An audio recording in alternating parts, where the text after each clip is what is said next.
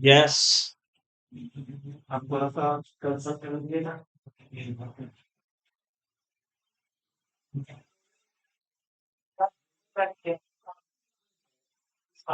काफी बातें जान चुके हैं। आप जान चुके हैं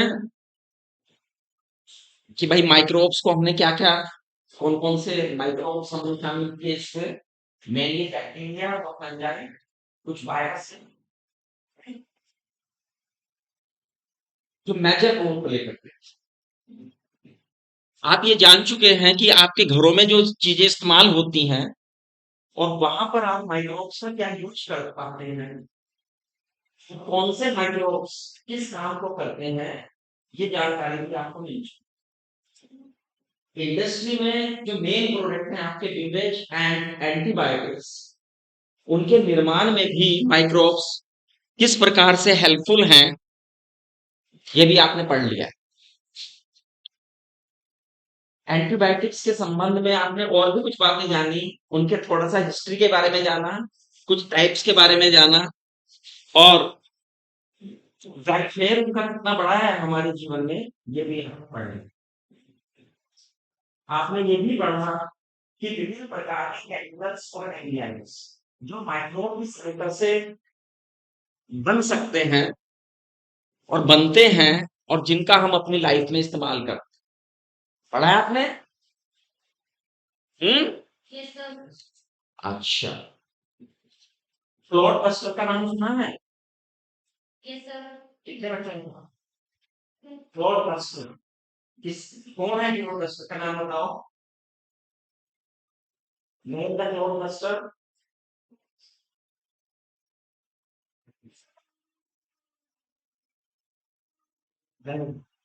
स्टेप्टो काइनेस। Streptokinase. पढ़ा कि नहीं पढ़ा? साइक्लोस्पोरिन के बारे में जाना? साइक्लोस्पोरिन पहले तो पढ़ा है कि नहीं? क्या होगी साइक्लोस्पोरिन? हाँ, इम्यूनोसप्रेसिव ड्रग्स होती हैं साइक्लोस्पोरिन। और स्टैटिन क्या होती है? स्टैटिन स्टैटिन क्या होती है? कोलेस्ट्रॉल कोलेस्ट्रॉल को कम करने वाले केमिकल्स है। और मैंने कहा था कि ये जो तरीका है, ये जो केमिकल्स वाला है, सच बहुत पसंद है। इसमें से 1% की संभावना तो हर बार बनती है, तो आपको इसे बहुत अच्छी तरह से करना था। ठीक है? मैंने कभी कहा था कि बेटा इससे करके आओ, पढ़ो, तो इसे पढ़ने में नहीं। ठीक है? हमने आपको सीवेज ट्रीटमेंट के बारे में बताया। इसके बारे में बताया था कितने चरणों में होता है सीवेज ट्रीटमेंट? तीन, दो चरणों में होता है। प्राइमरी है, सेकेंडरी। कहीं कहीं पर कुछ किताबों में कृषि करके लिखा हुआ है, लेकिन एनसीईआरटी कितना बता रही है? तो जो एनसीईआरटी कहीं मैंने कहा वही पकड़ना है, किसी तीसरे विकल्प पे हमें नहीं जाना। ठीक है? प्राइमरी जो ट्रीटमेंट होता है उसमें क्या होता है? उसमें क्या कोई माइक्रोब्स नहीं होता है, कोई माइक्रोब्स यूज नहीं होता है, वो टोटली फिजिकल है। और उसके दो प्रोसेस हैं, दो पॉइंट्स हैं। कौन कौन से? फिल्ट्रेशन है, सेडिमेंटेशन। Filtration and sedimentation. जो सेडिमेंट हो, सेडिमेंट क्या चीज होती है, क्या चीज नीचे बैठती है प्राइमरी ट्रीटमेंट में? जब हम प्राइमरी ट्रीटमेंट करते हैं, टैंक लेके जाते हैं टैंक में, तो क्या चीज नीचे बैठती है? जो सॉलिड्स हैं और जो छोटे छोटे पेबल्स हैं, जिन्हें सम्मिलित रूप से गर्त कह देते हैं हम इन दोनों को, वो नीचे बैठ जाते हैं, है ना? वो नीचे बैठते हैं।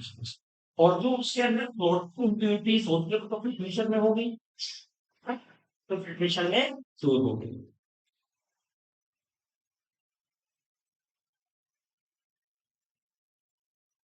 तो सेडिमेंटेशन के बाद, after sedimentation, it is primary effluent, ऊपर वाला हिस्सा ये क्या है, प्राइमरी इफ्लुएंट। और ये प्राइमरी क्या है, ये प्राइमरी स्लग। ठीक है, यहीं पर इतना काम होता है। अब हम क्या करेंगे, फिर क्या किया था हमने इसे एक और बड़े चैम्बर में, जिस चैम्बर का नाम क्या है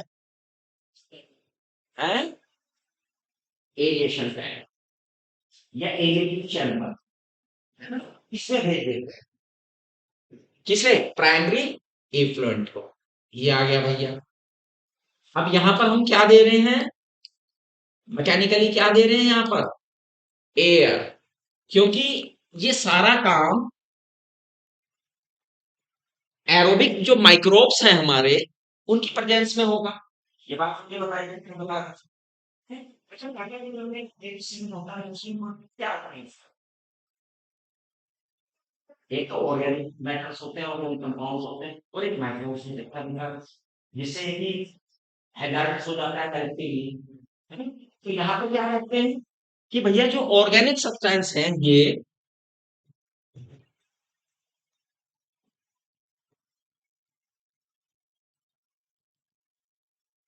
इसके अंदर जो एरोबिक बैक्टीरिया हैं, एरोबिक माइक्रोब्स हैं, वो इसका ऑक्सीडेशन करके इसे डाइजेस्ट कर, और यहाँ पर क्लॉक बन जाता है किसका, एरोबिक बैक्टीरिया का और फंजाई। जो बैक्टीरिया है वो फंजाई का जो माइसीलियम है उसके साथ ब्लड लाइन स्ट्रक्चर बना लेते, क्या बना लेते हैं, ब्लड लाइन स्ट्रक्चर बना लेते हैं। और यहाँ पर हमें क्या सप्लाई करनी है, एयर, जिससे जो ऑर्गेनिक इम्प्योरिटीज है वो क्या होगा है, समाप्त हो, वो भाई डिसोल्व हो इसमें से, है, इसके लिए हमें क्या चाहिए, एयर। इसे मेजर किया जाता है एक यूनिट से जिसे हम कहते हैं BOD, biological oxygen demand.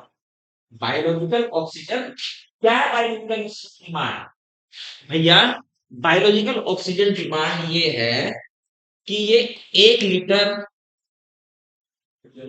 Sewage है, 1 लीटर क्या है, सीवेज है, और इसमें जो ऑर्गेनिक इम्प्यूरिटीज घुली हुई हैं, इन्हें डिग्रेड करने के लिए, इन्हें पूरी तरह से डाइजेस्ट करने के लिए हमें जितनी ऑक्सीजन की मात्रा देनी पड़े, जितनी भी ऑक्सीजन हमें यहाँ पर देनी पड़े, दैट इज जीरो।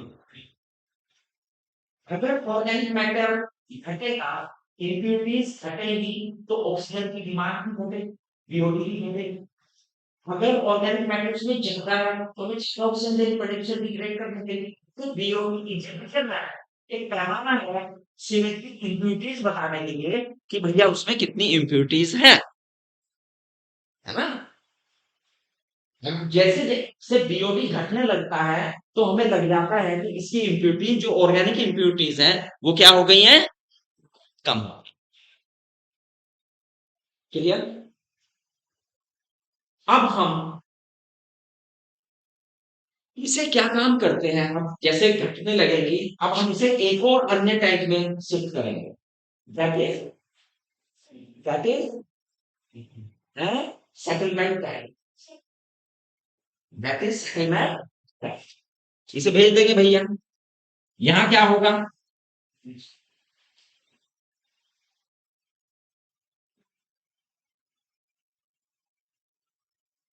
अब यहाँ पर चूंकि ये जो एरोबिक बैक्टीरिया है ये भी तो खत्म करने हैं ना, ये जो एरोबिक बैक्टीरिया है ये भी तो हमें साफ करने हैं।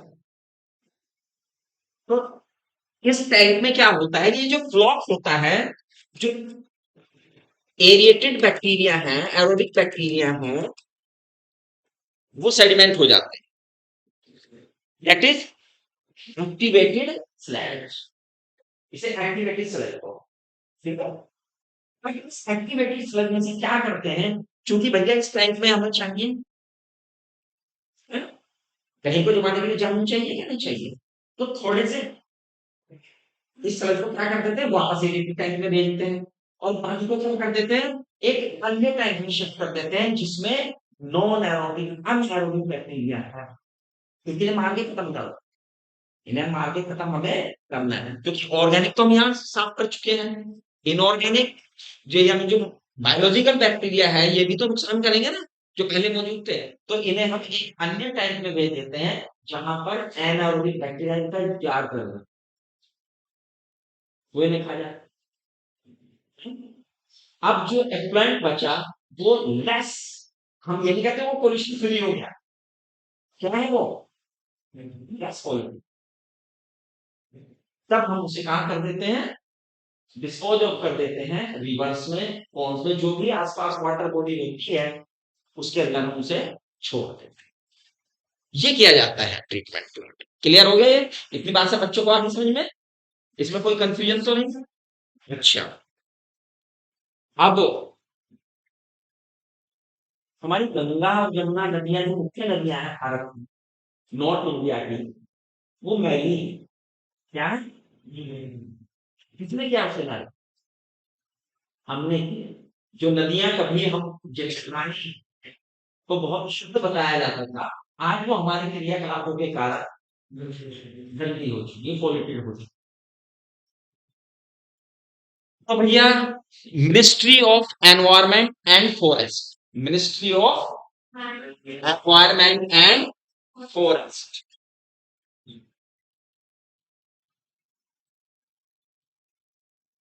ने ये बीड़ा उठाया कि भाई इन दोनों नदियों को क्या करना है, क्लियर करना है, कम पॉल्यूशन रखनी। तो प्लान बनाई गई गंगा के लिए गंगा एक्शन प्लान, और यमुना के लिए शांतिपुर में कौन सी प्लान है, चलो ये बता आपको है, यमुना एक्शन प्लान, क्योंकि हमारे यहाँ पे यमुना बहती है ना, यमुना नगर थोड़ी सी दूरी है यहाँ से यमुना आ रही है। तो भैया अब होगा कैसे, क्या करना पड़ेगा हमें, अगर हमें पानी को सीधे ट्रीट करना है तो क्या करना पड़ेगा भैया, एक तरीका ट्रीटमेंट प्लांट लगाने पड़ेगा, वो क्या तरीका है? तो भी बहुत सारे ट्रीटमेंट प्लांट जो है इन नदियों के, जहां से इनमें आउटलेट गिरती है, गंदा पानी गिरता है जिन जिन शहरों का, वहां पर हम ट्रीटमेंट प्लांट लगा, जिससे कि ज्यादा से ज्यादा पानी को ट्रीट करके इनमें वापस छोड़ा जा सके, इनके अंदर जो पानी रहते हैं, इनके अंदर जो इकोसिस्टम डेवलप होता है, उसे हम सेव कर सकते। इस प्रकार से ट्रीटमेंट प्लांट, ठीक है? एक और हमने बात बताई थी इसमें, यहां पर एक चीज और देखनी है, जब हम इनका नॉन या अनएरोबिक बैक्टीरिया ये भक्षण कर रहे हैं, इसके साथ साथ में कुछ गैसेस भी बनाते हैं। क्या बनाते हैं? Gases, CH4, H2S and CO। They are, क्योंकि ये बायो से बनी है, they are called bio. Biogas का मेन कंपोनेंट कौन है बेटा? मेथेन, है ना? मेथेन है ना? और मेथेन का यूज कैसे करते हैं हम? गैस है, एनर्जी प्रोड्यूस करते हैं इसे, इस्तेमाल करते हैं चूल्हों में। चलिए, ये बात हुई, ये बात सब बच्चों को समझ में आई? इसके साथ साथ हमने कल एक और बात बताई, biogas production, biogas plant, microbes उसमें हेल्प करते हैं, है ना? कौन हेल्प करता है बेटा? माइक्रोब्स हेल्प करते हैं, किसमें हेल्प करते हैं? बायोगैस।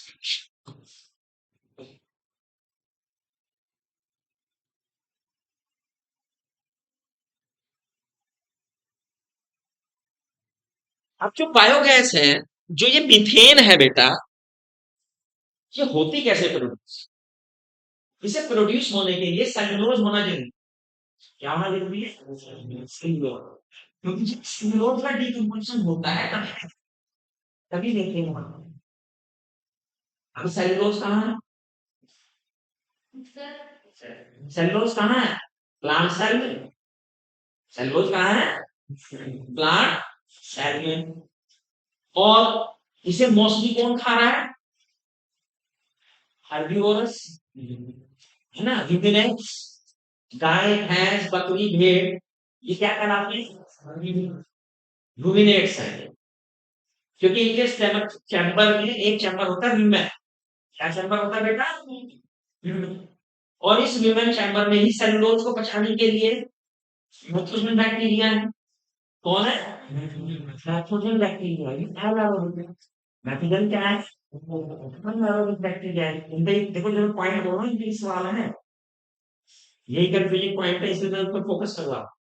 एनारोबिक बैक्टीरिया ये सेलुलोज को डाइजेस्ट करते हैं, तब मैंने हेल्प करते हैं रूमिनेट्स। और उसी के साथ साथ उनकी जो एक्सक्रीटा है, उनका जो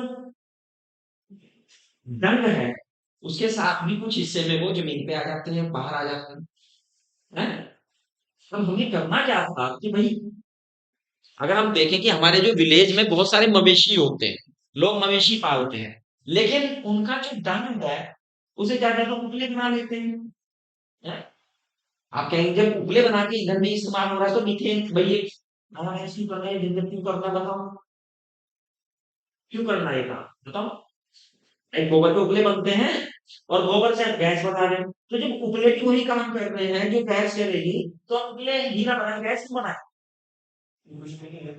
हाँ?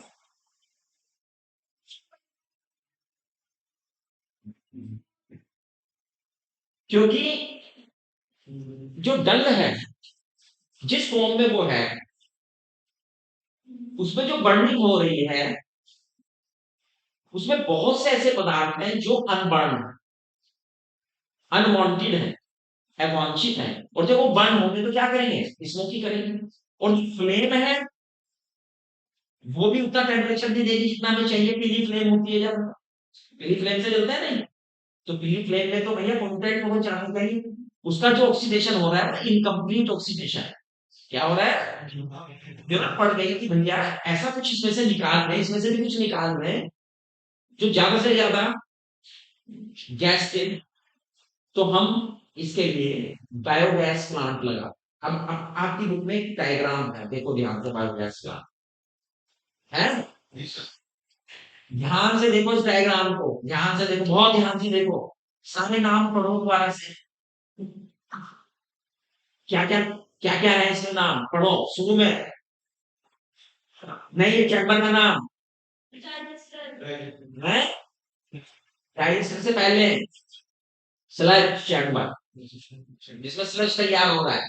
स्लज क्या है? एक मिक्सचर है किस किस का? डंग प्लस वाटर, डंग प्लस। उसके बाद किसमें आया है वो? डाइजेस्टर में आया। किसमें आया? डाइजेस्टर के ऊपर क्या है? एक फ्लोटिंग है, गैस होल्डर है। यहीं पर क्या होगा, इसी चैम्बर में जिसे हम डाइजेस्टर कहते हैं, इसी में ही नाइट्रोजन जो है, कौन? नाइट्रोजन, वो फर्मेंटेशन करते हैं डंग का। और फर्मेंटेशन करेंगे के बाद तो क्या करिएगा, एक मिक्सचर क्रिएट होगा मीथेन का, हाइड्रोजन का, कार्बन डाइऑक्साइड, और ये ऊपर भेज दिया जाएगा। फिर विज्ञान वहां से सप्लाई कर दी जाएगी पाइप को, वहां पाइप से सप्लाई जाएगी आपके चूल्हे को, वहां से बंद करेंगे, दिन में तेल जला रहे हैं आप, मेनली कौन सी क्या जला रहे हैं? अब जो आपने जिस डंग में से परफॉर्मेंस हो जाएगी ना, वो पूरी नहीं हो सकते हैं। उस उसे हमने एक फ्रिज चैम्बर में लिया है, उस चैम्बर का नाम क्या दिया है? तीसरा चैम्बर है ना? नहीं वो तो उसके अंदर है, चैम्बर का नाम तो लिखा है इसमें, लिखा होगा सैलरी चैम्बर नहीं लिखा। हाँ सैलरी चैम्बर लिखा होगा, देखिए तीसरे चैम्बर का नाम। अब इस सैलरी चैम्बर में वो जो डंग जिसमें से मेथेन निकल चुका है, तो फर्मेंट हो चुका है, उसे हम खेतों में इस्तेमाल कर लेते हैं as a manure, as a खाद। क्लियर? अब एक सवाल एनसीईआरटी में केवल इस चित्र पे ही पूछा गया। उन्होंने क्या काम किया, ये चित्र बना दिया और जो इसके नाम है उन्हें नाम दे दिया ए बी सी डी, और फिर कहा कि बताओ कौन सा करेक्ट सही है। फिर उनके नामों की सीक्वेंस में अलग तरह दिया, एक सीक्वेंस निश्चित रूप से सही लिखी उसने, है ना। इसलिए मैं कहता हूँ कि डायग्राम भी जरूरी है। कभी आप सोचे ये तो डायग्राम देख लिया और कुछ नहीं है, नहीं, डायग्राम भी बहुत अच्छी तरह से पढ़ने हैं, उसमें से भी प्रश्न आएंगे और आते हैं। कोई भी हिस्सा छूटता नहीं है एनसीईआरटी ये देख लो, क्योंकि उस हर बार नए क्वेश्चन बनाने होते हैं बच्चों। कुछ क्वेश्चन क्या बनाने होते हैं, तो कोशिश करो कि उसने इसमें से ही निकालने हैं नए क्वेश्चन, कभी डायग्राम को सीधा करते हैं, कभी उल्टा करते हैं, ठीक है। तो चीजों को इस तरह से, तो हमें बायोगैस मिल जाती है बेटा, हम उसका इस्तेमाल करते हैं। शहरों में तो जरा बायोगैस होना मुश्किल है ना, क्योंकि जगह कम है, लोगों के पास, मवेशी नहीं है। लेकिन ग्रामीण क्षेत्रों में ये एक अच्छा स्रोत है, और डंग को कंज्यूम करने का हम पोल्यूशन से बढ़ा सकते हैं, उनकी हेल्प भी कर सकते हैं अपने ग्रामीण वासियों की, भैया उनकी आंखें बचा सकते हैं, उनके फेफड़े हम बचा सकते हैं, क्योंकि धुआं जो है यूवी नॉइज को नुकसान पहुंचाता है, एक उनके लंग्स को और एक उनके आइज को, तो दोनों को हम बचा सकते हैं अगर हम डंग पे लेना मान के हम उससे एज ए बायोगैस यूज करते हैं। क्लियर। एक और एग्रीकल्चर से ही हमारे प्रॉब्लम है एग्रीकल्चर वालों की, जो खेती करते हैं, कि भैया उनकी जो फसलें होती हैं उनमें बहुत सारे पेस्ट लग जाते हैं, पेस्ट, कीट, और फिर वो बीमारी करते हैं, इंसेक्ट्स लग के क्या करते हैं वो बीमारी करते हैं। माइक्रोब्स का बायोलॉजिकली पेस्ट और डिजीज पे कैसे कंट्रोल किया जाए, biological control, biological control on paste and disease. Generally क्या करते हैं भैया, अगर खेत में आपने देखा उस समय में क्या करते हैं, छिड़काव करते हैं किसका, केमिकल्स का, केमिकल्स का छिड़काव कर देते हैं, तो वो केमिकल्स क्या कर देते हैं, पेस्ट को मार देते हैं। लेकिन उसी के साथ साथ क्या करते हैं वो, बहुत तगड़ा नुकसान करते हैं, पोल्यूट करते हैं। वो किसे पोल्यूट करते हैं, जो वेजिटेबल्स है जिसपे आपने छिड़का है, जो फ्रूट्स है जिसके आप, जो क्रॉप है जिसपे आपने छिड़का है? और इवन सॉइल को, इवन वाटर को भी, क्योंकि सॉइल है, सॉइल में आप वाटर, वाटर देंगे ही, उस वाटर में घुलेंगी, इंडिजोल है उसके साथ जाके जमीन में जाएगी, जमीन में आपका स्रोत फिर नल का, या जो भी नाली पड़ रहा है आपका, या नलकूप में वो पानी निकाल रहा है, उसके साथ फिर वापस पानी में आएंगी, हैजार्ड करेंगे आपको कहीं ना कहीं रूप में, है। एक नुकसान तो ये किया,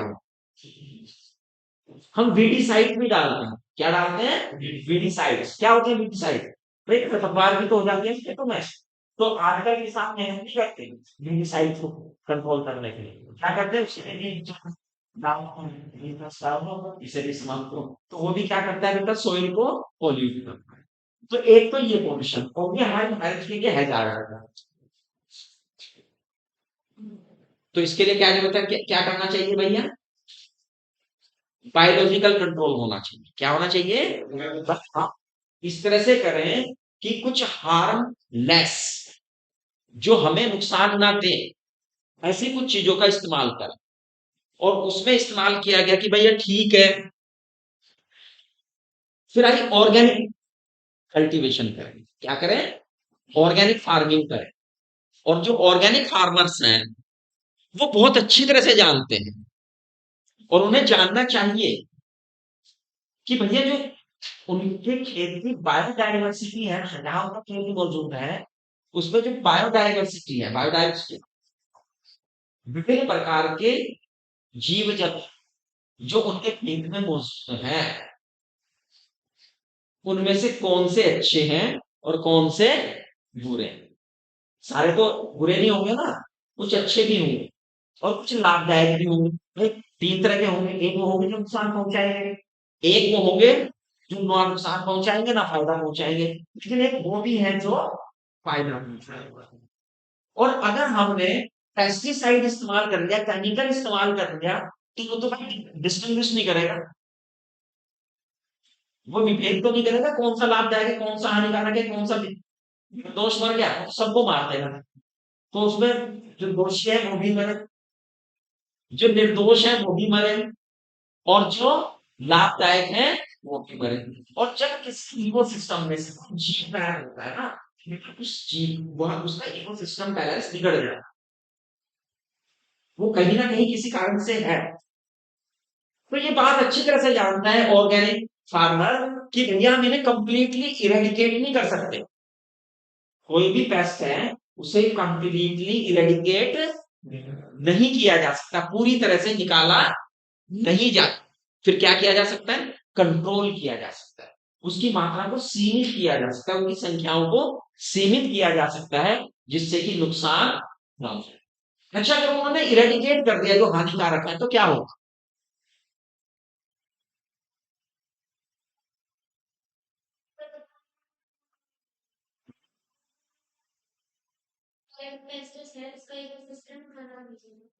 इकोसिस्टम खराब कैसे होगा, जरा ये भी जरा हम जान। भाई इकोसिस्टम खराब हुआ कैसे होगा? खराब जरा हम ये भी जान। तुमने कहा कि भैया ये सोयल है, ये उसकी बंदे की क्रॉप लगी हुई है, जो भी क्रॉप उसने डाली है, ठीक है।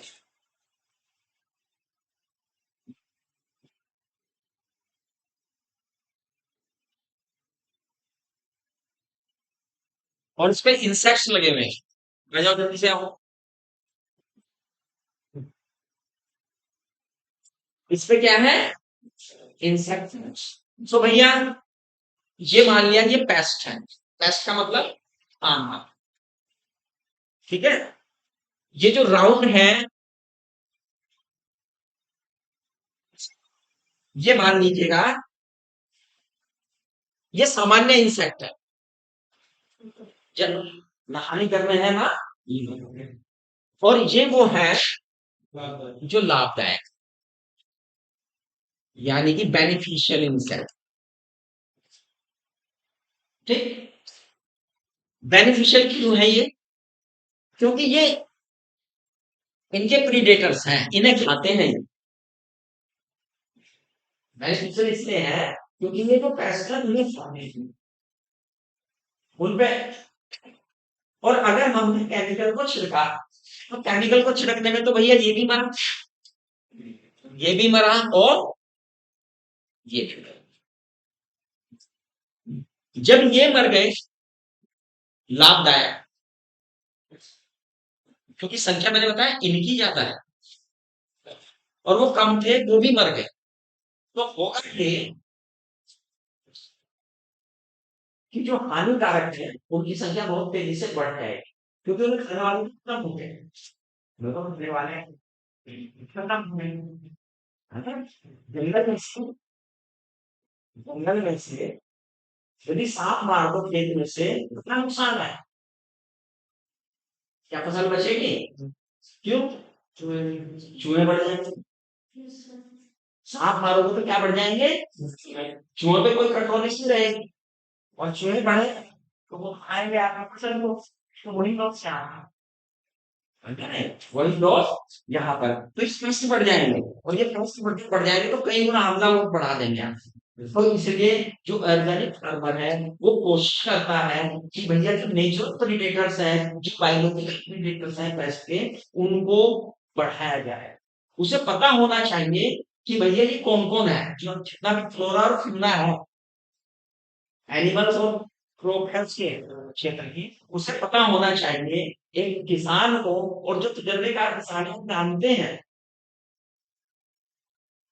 कैसे जानते हैं? आप जब छोटे रहे होंगे बचपन में, आप खेलते हैं, खेत में रहा हो, तो आप जब कीड़े चलते हैं कुछ लोग मारने की कोशिश करते हैं, तो आपके पेरेंट्स आपको कहते हैं नहीं इसे मत मारो, इसे मत मारो भाई, ये तो अच्छा कीड़ा है। वो तो जब इसे जानते हैं कौन अच्छा है कौन बुरा, तो एक अच्छे फार्मर को जानना ही चाहिए कि भैया कौन सा इंसेक्ट जो है लाभदायक है और कौन सा इंसेक्ट हानिकारक है। उनकी लाइफ साइकिल, लाइफ, क्योंकि किसान को पता होना चाहिए कि ये कुछ खतरनाक है, अंडे देने का टाइम है, क्या है? अंडे देने का टाइम है। तो भैया अब फसल में मैं क्या करूं कि उसके अंडे ही ना बचे, है ना? ये उसके लार्वा बनने का टाइम है कि इतने दिन में तैयार हो जाएगा ये, उससे पहले पहले मुझे ये काम कर देना है।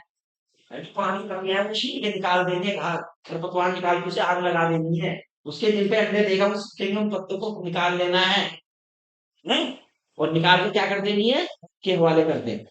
अगर उसे पता ही नहीं होगा, वो अंडे दे दिए उसने जुलाई में, और किसान जाग रहा अक्टूबर में आके कि अच्छा फागुन में, अब वहां अंडे कितना हाथ लगेंगे, वो तो मुझे पहुंच गए।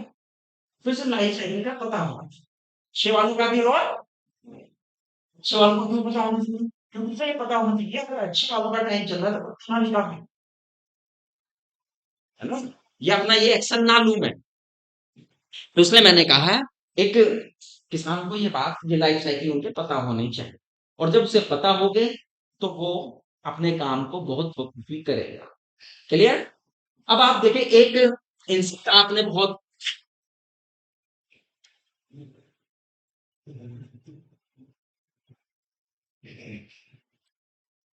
लाल सा इंसेक्ट होता है,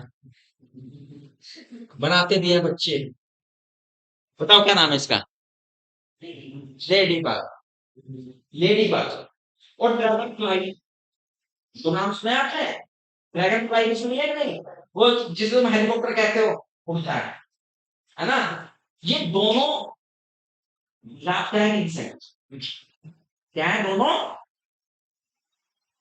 इन्हें नहीं मारना चाहिए, इन्हें नहीं, क्यों, क्योंकि ये जो लेडी बग है, ये तो एफिड्स को खाती है, किसे खाती है, एफिड्स को खाती है, और जो ड्रैगन फ्लाई है वो मॉस्किटो को खाती है, किसे खाती है, मच्छरों को खाती है भाई ड्रैगन फ्लाई। आपने देखोगा जब तालाब में पानी भरा रहता है ना, और अभी थोड़ी देर में देखेंगे हेलीकॉप्टर कुछ है ना, बेटा गांव में कोई फॉगिंग करने नहीं आ रहा, कौन फॉगिंग करने जा रहा है कि भाई छिड़काव कर दो मच्छर बहुत आ रहा है, उनके तो नेचुरल फोगर है, वो जानते हैं कि भाई इन्हें जितना बढ़ाया देंगे नहीं कम मारेंगे, तो ये तो मच्छरों को हमारे वैसे ही तालाब में से ध्यान देंगे कि वही काम कर जाएंगे, वही तक चक्कर जाएंगे। तो ये क्या है बेटा, नेचुरल प्रीडेटर्स हैं, नेचुरल क्या है, प्रीडेटर्स ऑफ इंसेक्ट, उनके शिकारी हैं, प्राकृतिक शिकारी हैं, कौन कौन, लेडी ड्रैगन, दोनों पहचानते हैं, दोनों को आप पहचानते हैं बहुत अच्छी तरह, हर बच्चा पहचान जाता है, लेडी बग तो नर्सरी क्लास से शुरू हो जाते हैं, बच्चे बनाने की शुरुआत, टीचर जब ड्राइंग सिखाई जाती है ना, यहाँ पे पढ़ाई में तो वही जानवर बना के कि भाई ये करो, उस पे डॉट डॉट कर दो, लाल का है। चलिए, एक और नाम तो सुना होगा एक बैक्टीरिया का, एक माइक्रोब्स, अब माइक्रोब्स आ जाते हैं, माइक्रोब कहाँ है, बीटी का नाम सुना है आपने, क्या है बीटी, बैसिलस, क्या है ये, नाम बोलो इसका, बीटी का नाम बताओ पूरा क्या होता है, बैसिलस थूरिंजेन्सिस,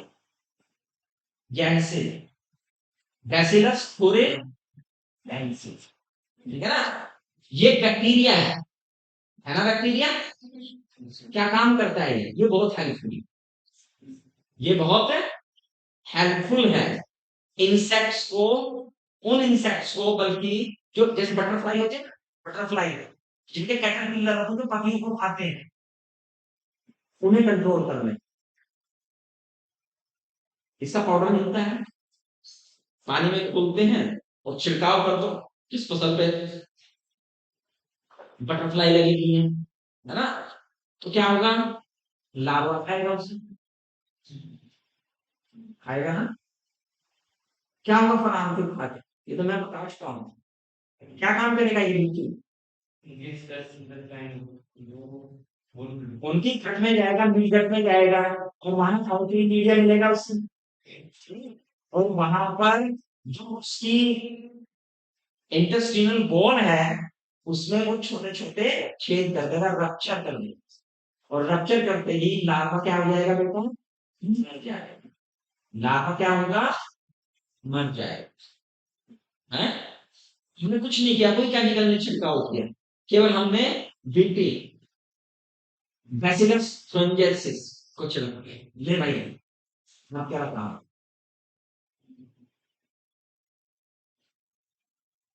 अब तो यार छिड़काव से भी कुछ हेल्प मिल जाए तो ठीक है, भाई छिड़काव से भी हेल्प मिल जाएगी, करते हैं जेनेटिक इंजीनियरिंग। जेनेटिक इंजीनियरिंग हुई, और जेनेटिक इंजीनियर में हमने क्या तैयार कर दी, बीटी कॉटन, याद आया? बीटी कॉटन, कुछ याद आया? जेनेटिक इंजीनियरिंग में लेसन पढ़ाया था जब हमने, भैया उसमें बीटी है। आ जाओ आ जाओ, लगेगा नहीं पहली बार, है ना? आओ, तो क्या होगा, वही जो हमने बताया है, रक्षा मीट का रक्षा, पेस्ट खत्म। पेस्ट क्या है ना? पेस्ट क्या हो जाएगा? एक होता है ट्राइकोडर्मा, कौन है? ट्राइकोडर्मा, ये फ्री लिविंग माइक्रोब्स है। कौन है फ्री लिविंग माइक्रोब्स है? फ्री रहता है, लेकिन रूट के साथ रूट की हेल्थ भी बहुत जरूरी है, रूट की हेल्थ, है ना? ये भी रूट को हेल्दी रखता है, और रूट को जितना हेल्दी रखेगा, रूट उतना ही ज्यादा न्यूट्रिएंट एब्जॉर्ब करेगी। जितना ज्यादा न्यूट्रिएंट एब्जॉर्ब होगा, क्या होगा उससे? भाई जितना अच्छा खाना आप खाएंगे, उतने दुरुस्त रहेंगे, उतनी इम्यूनिटी बढ़ेगी आपकी। यानी ये भी एक हेल्पफुल है। एक वायरस भी, वायरस भी है, बिग वायरस, है ना? वो, इन्हें पहले एक सामान्य नाम दिया गया, क्या नाम दिया गया है? बैक्टीरियो वायरस, क्या नाम दिया गया है? Bacterio virus. ये भी भैया बहुत सारे पेस्टिसाइड्स को, इन सबको कंट्रोल करने का काम करते हैं। Nucleopolyhedral virus, nucleopolyhedrovirus, अब ये स्पेसिफिक वायरस है, जो स्पेसिफिक स्पेसिफिक है। क्या है? स्पेसिफिक स्पेसिफिक है, पर्टिकुलर स्पीसीज को इंसेक्टिक करता है हमला, और उसे नष्ट कर देगा। तो ये भी भैया बहुत कंट्रोल करता है, पेस्ट कंट्रोलिंग में वायरल। क्लियर? आपको समझ में आई? सब बच्चों को समझ में आई? जो पॉइंट मैंने बताया है, तो वो इस लेसन में, यही एक ऐसा लेसन है, एक दो लेसन और बताए थे मैंने, ये एक ऐसा लेसन है इसमें से बाहर कुछ नहीं पूछा जाता, टोटली इसी लेसन में से उलट फेर करके पूछेगा, जितना आपने पढ़ा, इसमें बाहर से प्रश्न नहीं बनाएगा। बस हाँ, मैंने आपको बताया था कि बेटा जब भी आप निट करें, निट का मतलब है पर्यायस ऑफ माइंड, पर्यायस ऑफ माइंड का मतलब है चीजों को जोड़ना सीखें, चीजों को जोड़ना सीखें, वहीं से जुड़वाता है। इनसे संबंधित कोई चीज अगर किसी दूसरे लेसन में भी आएगी ना, तो वहां से पूछ लेगा, वो उसे वहां से रिलेट कर देगा, वो जोड़ देता है सवाल को, है ना? जोड़ देता है। तो इसलिए ध्यान में रखना कि भाई रिलेट करें हम, एक लेसन से अगर दूसरे लेसन में भी चीज आई है तो उन्हें भी रिलेट करें, तो दोनों को मिला के पूछेगा। कभी आप पूछेंगे ये कैसे, कहां से पूछ दिए, सब तो दिमाग से नहीं आएगा, तो वो है उसी में ही, लेकिन वो दूसरे लेसन में था, इस लेसन में था, दोनों को उसने कंबाइन करके सवाल बना दिया कुछ, तो ऐसे कुछ। क्लियर? चलिए अब हम आगे बढ़ते हैं। अब क्या रह गया भाई? Bio fertilizer. अब क्या रहेगा? Bio fertiliser.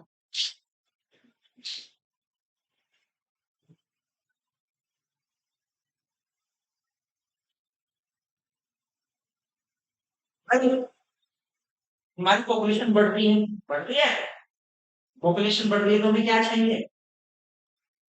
उसका पेट भरना है ना, या जनता बढ़ रही है तो उसका क्या भरना है? पेट। पेट कैसे भरेगा? पेट कैसे भरेगा? प्रोडक्शन बढ़ाने से, खाने से। खाने से खाना कहाँ से आएगा? खेती से। खेती से खाना जिस स्पीड में पॉपुलेशन बढ़ रही है, वो तभी आ सकता है, कब? जब हम प्रोडक्शन बढ़ाएं, नहीं काम करने से नहीं कुछ होगा बेटा।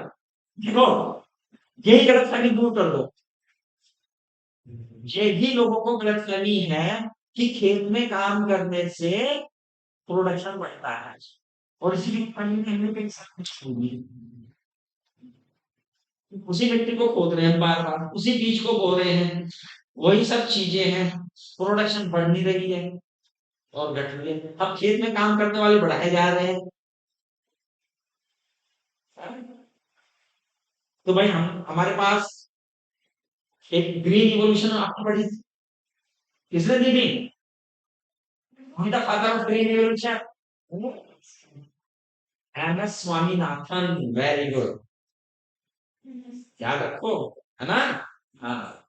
तो भैया हमने फर्टिलाइजर का इस्तेमाल किया पूरा, क्या इस्तेमाल किया, और इतना फर्टिलाइजर दे दिया जमीन को, उसकी बिना कुछ देखे, बिना कुछ नापे कि भैया प्रोडक्शन बढ़ रही है, इतना यूरिया डाल दो खेत में, इतना पोटास डाल दे, इतना फास्फोर एनपीके डाल दे भैया, पूरी प्रोडक्शन बढ़ जाएगी। और हमने अपनी जो भूमि है, अपनी जो सोइल है, उसे हमने केमिकलों से पाट दिया, और इतना पाट दिया कि अब उसकी क्षमता पॉइजन हो गई है। तो केमिकल भैया पौधे, अगर मान लिया आप हैं, आपको आपकी माता जी चाह रही है कि आप पहलवान बन जाए, कोशिश बन जाए, है ना? और आपकी माता जी ने कहा बैठ बेटे, हाँ तुझे 1 किलो घी पूरा आज ही पिलाता हूँ, पिलाता है। और थोड़ी देर बाद एक फिर घी, थोड़ी देर बाद फिर घी, थोड़ी देर बाद फिर घी, 8 मिनट पर आप उल्टा हो जाएगा ना, पहलवान बनने के लिए आपको क्या पहुंच जाओगे, है? अब आपको अपने चार चैलेंज आगे बढ़ने, तो वही यहाँ हुआ, वही यहाँ हमने भैया बिना दातुन बिना कुछ, वही है ना, हम क्या करते हैं, पीछे से वो तो ढूंढते हैं बहुत आसान से हो कि बिना पढ़े लिखे, बिना मेहनत के, अच्छा तुमने क्या डाला था, मैंने तो अपने खेत में यूरिया डाला था, यूरिया तब तेरा 1 बीघे में इतना गेहूं हुआ है, मैं भी डालूं। उसे पता लगा उसके खेत में यूरिया की नहीं, फास्फोरस की जरूरत थी। उसने कहा साले ने गलत बताया, अब दुश्मनी उससे कर दी तुमने, साले ने गलत बताया कि यूरिया डाल के मेरा तो नाश हो गया, ये फसल फूकी मेरी तो, है? तो यानी कि अज्ञानता, इस अज्ञानता से हमें निकलना है कि भाई अनावश्यक फर्टिलाइजर का इस्तेमाल नहीं करना। अब फिर वापस आ गए कि भैया हम कुछ बायो फर्टिलाइजर डाल लें, क्योंकि वो अपने हिसाब से तय कर लेते हैं, जितना लेना होगा उतना लेगा, और अगर जमीन में रह भी गया तो नुकसान नहीं है, धीरे धीरे डिकम्पोज होके वो वापस आ जाए। ऐसा ही तो कहना चाहिए, जो धीरे धीरे डिकम्पोज हो। तो बायो फर्टिलाइजर्स की जरूरत, बायो फर्टिलाइजर्स क्या है कि भैया ऐसे ऑर्गेनिज्म, ऐसे जिनका एज फर्टिलाइजर सके, ऐसा ही एक बायो फर्टिलाइजर राइजोबियम। किसने नाम सुना है राइजोबियम का, है? राइजोबियम का नाम कितने बच्चों ने सुना है, हाथ खड़ा करो। 1 2 3 4, केवल 4 बच्चों ने सुना है, बाकी ने राइजोबियम का नाम नहीं सुना। ये तो मोस्ट फैमिलियर है, सिम्बायोटिक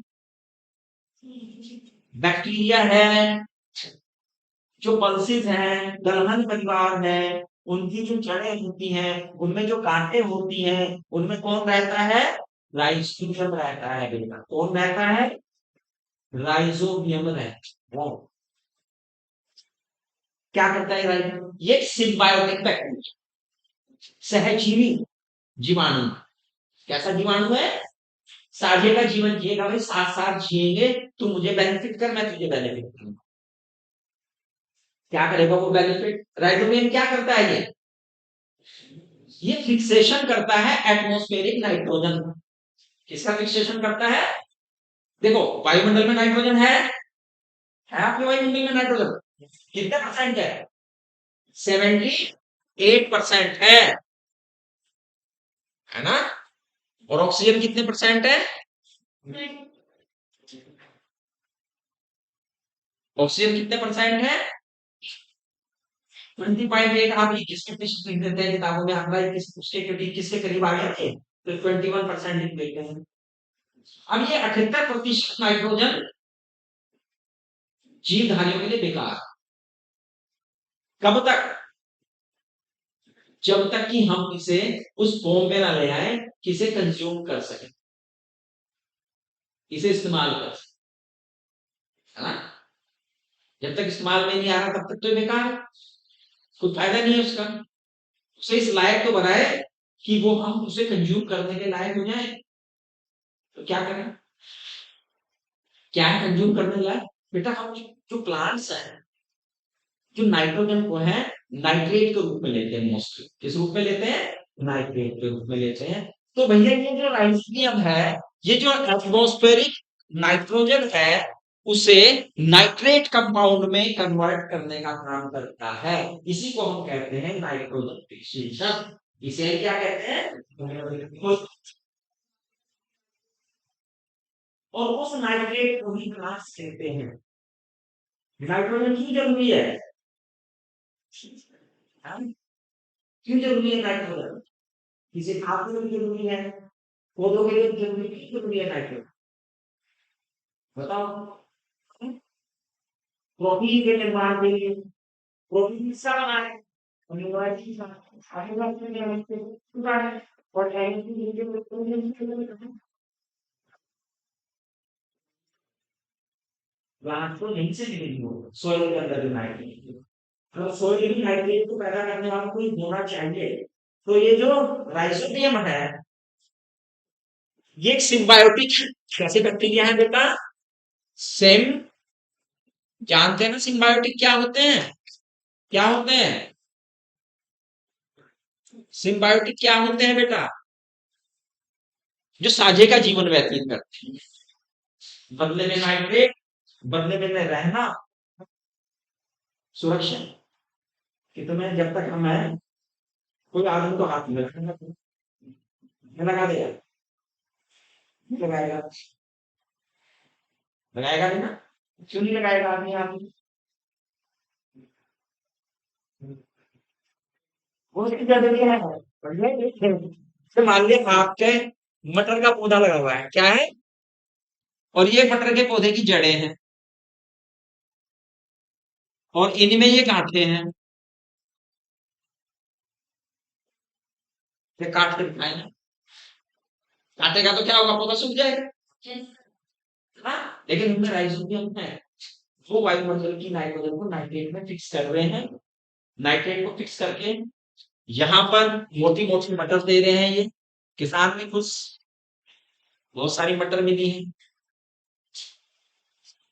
पौधा भी खुश कि उसने मटर बना दी, और बैक्टीरिया भी खुश। तो बैक्टीरिया और प्लांट दोनों को फायदा हो रहा है। ऐसे बंधन को, ऐसे जीवन को जो साथ दोनों को बेनिफिशियल हो, उसे हम कहते हैं सिम्बायोसिस, सिम्बायोटिक। चलिए, क्या कुछ ऐसी भी बैक्टीरिया का नाम आपने सुना है जो सिम्बायोटिक तो ना हो? क्यों ये नहीं, क्या हो, लेकिन यही काम करते हैं, nitrogen fixation, nitrobacter and nitrospirillum, nitrobacter and nitrospirillum, ये सिर्फ बैक्टीरिया है, क्या है? लेकिन नाइट्रोजन का फिक्सेशन, तो राइजोबियम कैसा है, सिम्बायोटिक, नाइट्रोजन फिक्स कर रहा है। नाइट्रोबैक्टर एंड दूसरा क्या नाम बताया मैंने, है एग्रोबैक्टर है एग्रोस्पाइरुलम। देखो, इन्हें बैक्टीरिया के नाम रखने ना ज्यादा मुश्किल नहीं होते। इनके शेप को यदि दिमाग में बिठा के रखो, आधे के पास वाले हिस्से में या तो उसकी शेप होती है ना? जब से बैक्टीरियम या कुछ इस तरह का नाम दे देते हैं जिससे पहचान रहे बैक्टीरिया ही है। तो ये स्पाइरल की तरह का, तो क्या नाम आ गया, एजो स्पाइरुलम, एजो स्पाइरुलम। और वो एजो फैक्टर है, तो ये इतने ही नहीं है। सवाल आएगा, निश्चित आएगा, क्यों, और सिम्बायोसिस, इसमें डिफरेंस करके आपको कंफ्यूज करने की कोशिश करेगा वो। तो भैया ये भी यही काम है, ठीक है। एक संबंध है माइक्रोराइजा, क्या है बेटा, माइक्रोराइजा। माइक्रोराइजा में फंगस आ गई। कौन आ गई? फंगस। माइक्रोराइजा में क्या होता है, ये जो फंगस है ये रूट के साथ सिर्फ मिल जाती है, और रूट के साथ मिलकर ये भी सिम्बायोसिस फाइबर बना लेती है। क्या बना लेती है? अब रूट में आपका रूट हेयर होते हैं, रूट हेयर क्या काम करते हैं? राइजोम, जैसे राइजोम का क्या काम है? एब्जॉर्ब करना भूमि से, सॉइल से वाटर एंड मिनरल्स को। लेकिन वहां ये काम करते हैं कि भाई हम आ गए, हम करेंगे काम। क्यों? क्योंकि वहां की जो सॉइल है उसमें सैलिनिटी या कुछ अन्य ऐसी बातें हैं कि उसका जो राइजोम, जो उसका राइजोम है वो प्रॉपर हेल्दी नहीं रह पाता, तो ये बैक्टीरियल सिम्बायोसिस हो गए उनके साथ कि भैया हम एब्जॉर्ब करेंगे, और वो भूमि से जब अवशोषित करके देते हैं प्लांट को, और प्लांट किसे दे देता है? प्लांट अपना भोजन बनाता है कि लो भाई अब तुम भी खाओ। तो भाई कल भी करना है काम, हाँ, इसलिए तो करते हैं वो। तो दोनों को फायदा होंगे, प्लांट को भी हो। ये बैक्टीरिया था या फंगस था? वरना मैंने कहा था ये पॉइंट पहले मैंने ध्यान रखा है, ये पॉइंट ध्यान रखने के कौन कहाँ फंगस है कहाँ बैक्टीरिया है, इसमें भी कंफ्यूज करता है वो। फिर हम सोचते हैं फंगस है बैक्टीरिया था। बैक्टीरिया तो नाम से समझ में आ जाते हैं, कहीं ना कहीं बैक्टीरिया जहां पे होगा ना, वो अपने नाम में इशारा कर देगा कि बैक्टीरिया है हालाते में। उसे ध्यान से पढ़ना तो, थोड़ी एक बार पढ़ोगे दो बार पढ़ोगे तो तीसरी बार आपको समझ में आ जाएगा कि हाँ ये बैक्टीरिया ही है, ये बैक्टीरिया है, ये फंगस है। ठीक है ना? तो माइक्रोराइज। अच्छा, एक और साइनोबैक्टीरिया का नाम सुने आप? सुना है। और ब्लू ग्रीन एल्गी का सुना है? सब बच्चों ने सुना है या कोई बचता है? ने सुना है? नहीं सुना। कुछ बच्चों को तो याद होगा। 11वीं में, वैसे जब 11वीं की मैं पढ़ा रहा था तो मैं बायोलॉजी तो बहुत मेहनत की थी, मुझे याद है। बच्चे अगले दिन याद करके ऐसे फटाफट सुना रहे थे मुझे कि मुझे ही डर लग रहा था, ये तो मेरे से ज्यादा जानेंगे। लेकिन अब वो नहीं कर रहे थे, वो ऊर्जा खत्म हुई तुम्हारा। धीरे धीरे धीरे धीरे तुमने अपनी बैटरी डाउन कर दी। वरना पहले बच्चे, एक बच्चा था सोना भी आपके जिक्र कुरान, मैंने 100 नाम दिए थे उस लेसन में, याद करने में दिए थे, और इस बच्चे को याद नहीं, सो के सोना याद है ना? मुझे याद है कि बच्चा फट से सुना देता था उसका नाम, मैं कहीं भूलता था तो ये याद दिला देता था जी ये है। अभी अपनी उस ऊर्जा को, अपनी ताकत को फिर भूल जाएगा। तुम्हें हिम्मत है, क्षमता है, बट यू फॉरगेट इट। आप इसे भूल जाते हैं, आपको अपने ऊपर विश्वास नहीं कि हम कर भी पाएंगे या नहीं। सब कर पाओगे, बस थोड़ी मेहनत ज्यादा करो। एक बार में नहीं करोगे, दो बार में नहीं करोगे, तीसरी बार याद कर लो। तीसरी बार में नहीं करोगे, चौथी बार को मैं 100% कह रहा हूँ, आप 80% उसमें से लेके निकलोगे, है ना? 80% आपको उसमें से पक्का हो जाएगा, 20% का इधर उधर रह जाएगा, फिर उसे अगली रीडिंग में लेकिन उसके लिए टाइम देना पड़ेगा, बार बार लिखना पड़ेगा। उससे आप बचना चाह रहे हैं। आप क्या यार एक दो बार पढ़े और याद हो जाए, ऐसा नहीं होगा। कोई बच्चा अगर इस गलत फहमी में है तो नहीं होगा, कई बार पढ़ना पड़ेगा चीजों को। और बायोलॉजी मैंने बताया था एक ऐसा सब्जेक्ट है जो आपको आपकी इज्जत भी बचाएगा और आपके सिलेक्शन को भी कवर करेगा। हाँ? इज्जत कैसे बचाएगा? नीट में बैठे कितने नंबर आए, तो बायोलॉजी के नंबर होंगे वो जितने आए, है ना? तो वो इज्जत बचा, उसे कहते हैं इज्जत बचाना। फिजिक्स केमिस्ट्री तो आपको माशाल्लाह है ही। हाँ, तो भैया कहने का मेरा अभिप्राय ये है, इसे भी मत छोड़ो, कभी बायोलॉजी छोड़ दो फिर तो पूरा ही बेड़ा गर्क हो जाएगा। हाँ? वापस अपनी ताकत में आ जाओ, क्षमता में आ जाओ, बार बार पढ़ना शुरू कर दो रोज की रोज। तो भैया साइनोबैक्टीरिया है, नोस्टॉक, एनाबीना, फोसिलेटेरिया, नॉस्टो एनाफीना एंड मॉसेलेटेरिया, ये क्या है? ये भी फिक्सेशन करते हैं। ये देखो, ये वाटर में भी है, सोइल में भी। अच्छा, माइक्रोराइजा के बारे में एक चीज मैंने पॉइंट याद करो, मुझे याद आ गया, फिर मैं भूल जाऊंगा। ये फास्फोरस एब्जॉर्ब करते हैं। किसको एब्जॉर्ब करते हैं? अब जब हम नाइट्रोजन की बात कर रहे थे, लेकिन माइक्रोराइजा फास्फोरस से एब्जॉर्ब करते हैं नाइट्रोजन। ठीक है ना? ये फिर वही है, नाइट्रोजन फिक्सिंग बैक्टीरिया ही है, नाइट्रोजन का फिक्सेशन करते हैं। हमें अपना धान चाहिए बहुत सारा, कि हमारे धान की पैदावार बहुत ज्यादा हो और खाद भी उतना ज्यादा डालना पड़े, तो हम क्या करते हैं, नॉनस्टॉप एनालिना जो है वो अपनी सिंचाई में खेत में पानी भर के उसमें डाल दो। वो ग्रो करते हैं, कॉलोनी बना लेते हैं, कॉलोनी बना के नाइट्रोजन का फिक्सेशन करते हैं, नाइट्रोजन का फिक्सेशन करके देते हैं किसे, आप फसल को। फसल ग्रो करती है, बढ़िया से विकसित होती है, और एक अच्छी पैदावार आपको प्राप्त होती है। इस प्रकार से बेटा माइक्रोब्स जो हैं आपके वेलफेयर में हेल्प करते हैं। आपके वेलफेयर में हेल्प, कितने अच्छे हैं माइक्रोब, है ना? सारे माइक्रोब्स अच्छे नहीं है, लेकिन अच्छे माइक्रोब्स भी हैं। दाग धब्बे हो जाते हैं आपके, कौन दूर करता है? डिटर्जेंट में क्या मिला होता है? दाग धब्बे दूर करते, दाग धब्बे जनरली किस चीज के होते हैं? ऑयली होते हैं। और ऑयल को कौन डाइजेस्ट करेगा?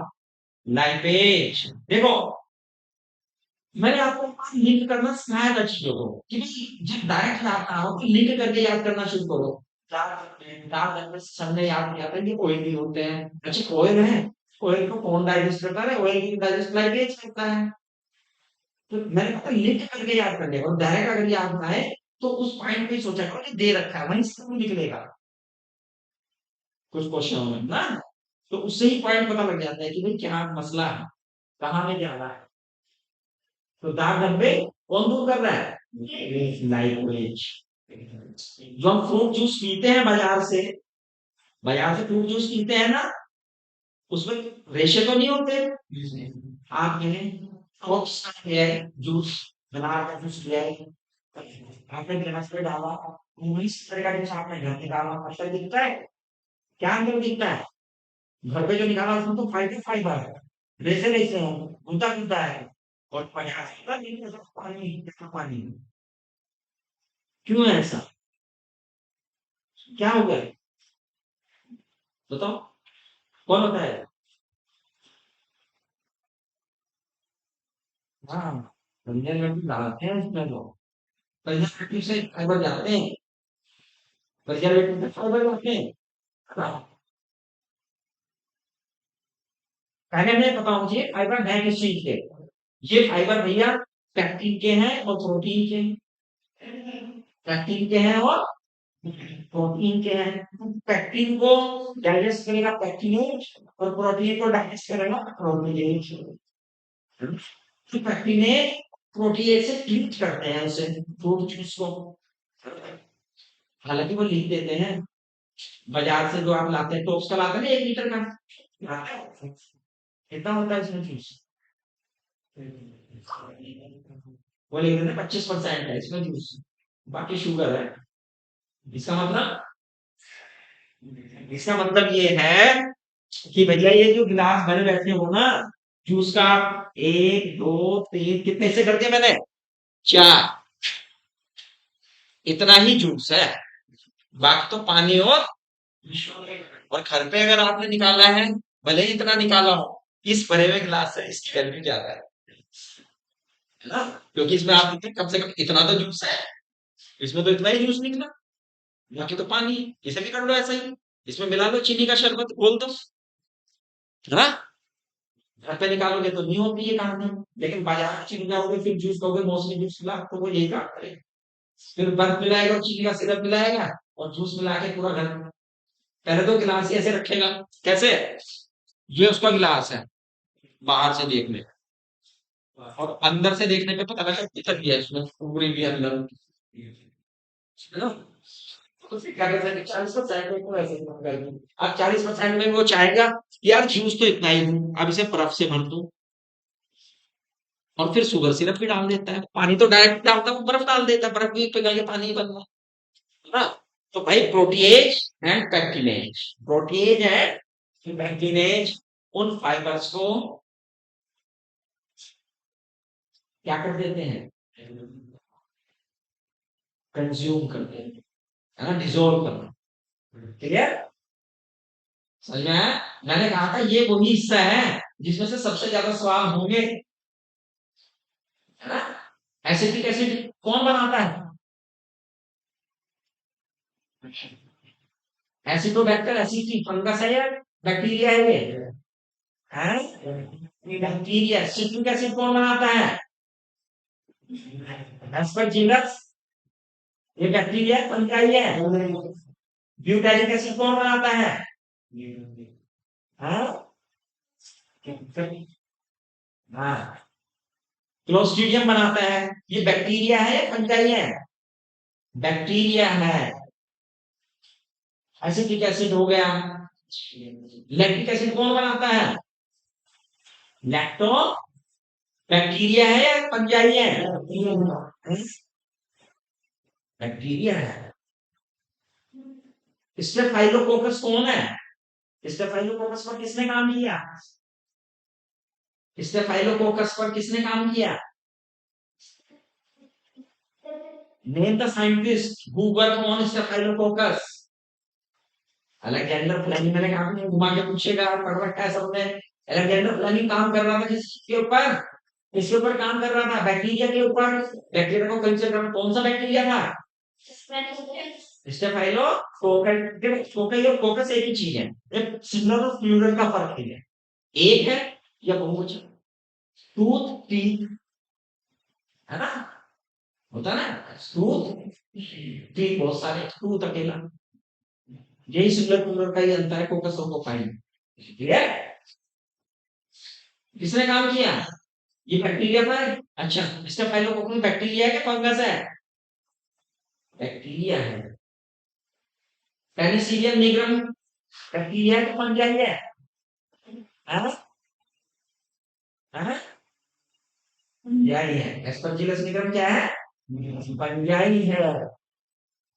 पेनिसिलियम क्या है? पेनिसिलियम बैक्टीरिया की फंजाई है। हाँ? पहली जो एंटीबायोटिक थी वो किससे तैयार हुई थी? बैक्टीरिया से, फंजाई से, वायरस से, वायरोइड से। हैं? मैंने तो सुना भी नहीं दिया। मैंने तो कहा वो फंजाई थी, बैक्टीरिया था, वायरस था, वायरोइड था, क्या था? सुनो, फंजाई था नहीं, गलत हो गए। पेनिसिलियम से लिख दी ना। पेनिसिलियम कौन है? देखो सब कुछ जानते हो, कोरिलेट नहीं करके गलत होगा। पेनिसिलियम कौन है? फंजाई है। भैया देखो, ध्यान से सुन लो, दोबारा से सुन लो। एलेक्जेंडर फ्लेमिंग एक बैक्टीरिया को कल्चर कर रहा था, बैक्टीरिया को पैदा कर रहा था किसी के अंदर, है ना। न्यूट्रिएंट डाल के एक ट्रे के अंदर बैक्टीरिया पैदा कर रहा था, और जोन से बैक्टीरिया को वो पैदा कर रहा था उसका नाम क्या था? स्टेफाइलोकोकस। एक दिन उसने देखा, उसने बैक्टीरिया जो ऊपर की प्लेट होती है ना, वो अनवॉश करके वो रखी। तो उसने देखा कि भैया किनारों पे मोल्ड पैदा हो, पैदा होंगे मोल्ड, और मोल्ड पैदा होंगे तो वहां पर उसका बैक्टीरिया गायब था वहां से। तो उसने जब मोल्ड को देखा, ये तो पेनिसिलियम फंगाई है। क्या है? तो इस पेनिसिलियम से पेनिसिलिन बना था। पेनिसिलियम से ही तो पेनिसिलिन बना है। तो पेनिसिलिन एक एंटीबायोटिक है, तो किससे बनी वो? कैसे बनी था? बैक्टीरिया कहाँ से आ गया इसमें? बैक्टीरिया तो उसका मर गया, तभी तो उसे पता लगा। उसे पता लग गया था कि ये एंटीबायोटिक है। किसे पता लगा था? चेन एंड फ्लोरेन, है ना। चेन एंड फ्लोरेन ने कहा कि भाई ये तो एंटीबायोटिक है। और इस काम के लिए क्या मिला उन्हें? 1945 में। क्यों? क्योंकि एक बहुत एक युगांतकारी घटना थी, बहुत सैनिकों की जान बचाई थी सेकंड वर्ल्ड वॉर, है ना। बचाई थी कि नहीं बचाई थी? तो फिर ये पॉइंट्स याद रखने हैं आपको। इन पॉइंट्स को याद नहीं रखोगे तो कैसे काम चलेगा? इन पे ही तो क्वेश्चन है। पुडिंग बनाते, डोसा खाया कभी? कितने बच्चों ने डोसा खाया, हाथ खड़े करो। बाकी ने नहीं खाया डोसा। अच्छा वो हाथ खड़े करो जिसने डोसा नहीं खाया। मैं ऐसे बच्चे को देख, बेटा ये इंडियन डिश है डोसा जो है। डोसा और इडली जो है फास्ट फूड नहीं है ये। इसे फास्ट फूड नहीं कहते। क्यों नहीं कहते इसे फास्ट फूड? क्योंकि भारतीय क्या है। और आपके पराठे से हेल्दी है क्या? बताओ पराठे से हेल्दी क्यों है?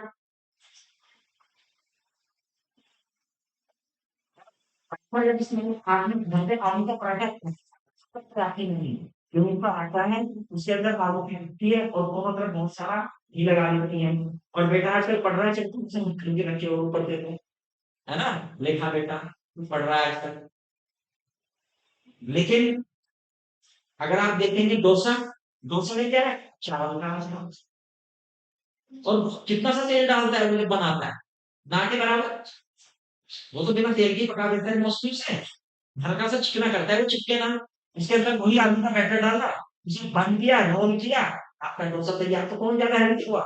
डोसा। आज ये खा सकते हो, हाँ, खा सकते हो, लेकिन हेल्दी दो। आज तक मैं एग्जाम से पहले कोई बाहर का खाना बंद कर दिया। हाँ, अब आप जो बच्चों में बताना चाह रहा था आपको कि ये थोड़ा संक्रमण काल होता है, जब ऋतु परिवर्तन होता है तो हमारे बहुत से बैक्टीरिया जो है सक्रिय हो जाते हैं। माइक्रोब्स, उनमें डिसेंट्री बैक्टीरिया भी है कुछ, है ना, वायरस सक्रिय हो जाते हैं ऐसे मौसम में। और ये बाहर का ध्यान नहीं रखा जाता है, तो इन मौसम में अगर क्षय नहीं करते हैं तो बाहर का खाना नहीं खाना चाहिए। क्योंकि एक भी दिन अगर आपका लूज हो गया, एक भी दिन आपका मेंटल हेल्थ बिगड़ गई, देखो शारीरिक हेल्थ तो बिगड़ेगी, उससे आपकी मेंटल हेल्थ भी बिगड़ेगी। मेंटल हेल्थ कैसे बिगड़ेगी? आप सोच सोच के हो ज्यादा बीमार हो लोगों में आज है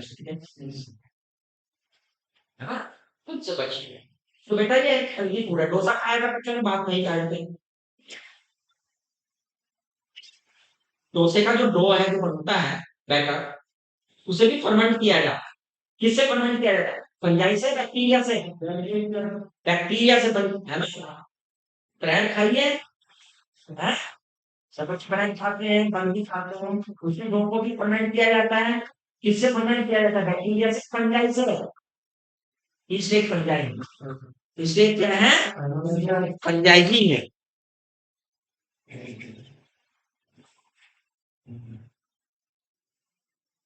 बहुत आगे कौन से आ रहा है।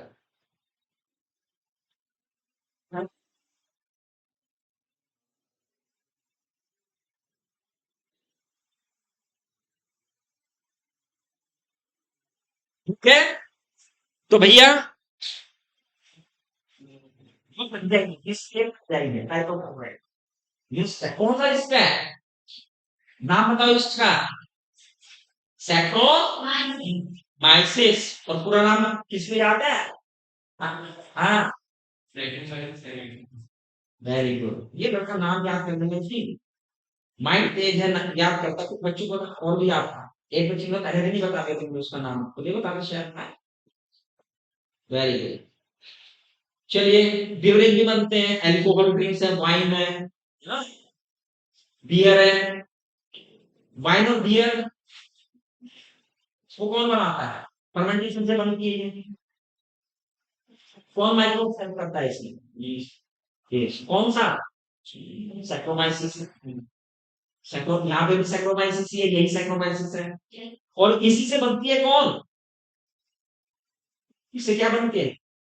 ब्रांडी बनती है भैया, रम बनती है, स्कॉच बनती है, जिन बनती है। लेकिन फर्क क्या है बियर और वाइन बनने में और इस बनने में? डिस्टिल्ड है, डिस्टिलेशन से है, और नॉन डिस्टिलेशन से है। ये अंतर बताया था ना मैंने, सवाल आ रहा है इस पे ही, इसी पॉइंट को ध्यान में रखते हुए। इसलिए ये पॉइंट ध्यान रखना है, ठीक है। तो मैं समझता हूँ कि आप जो है बहुत अच्छी तरह से इस लेसन को एक बार और रिवाइज करें, है घर पे जाके एक बार ईमानदारी से पढ़ लो, और फिर देखो आपको कितने परसेंट याद है। आपको रिजल्ट अपने आप दिख जाएगा कि हमें इतना अच्छे तरह से इतना नाम याद है। जो नाम याद नहीं हो रहा है उसे 2-3 बार लिख के याद कर लो, आपको पूरा का पूरा टॉपिक अच्छी तरह से याद। क्लियर? Thank you.